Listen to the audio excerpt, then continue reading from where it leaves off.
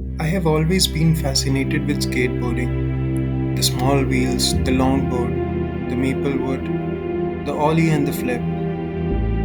Just watching it on screen used to lighten me up. Can't say I grew up watching skateboarding videos, because that's not the culture I belong to. I was born in this small town India called Jamshedpur, this beautiful place where I grew up playing cricket.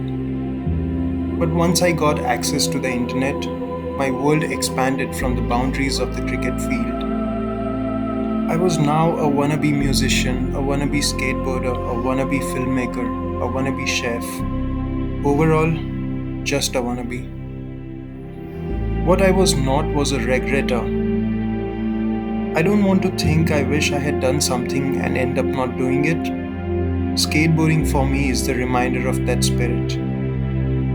It is a reminder of how important my desires are, no matter how small they are.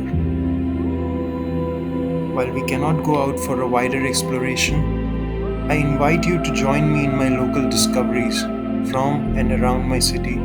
Subscribe to Injaras on YouTube to not miss the next one.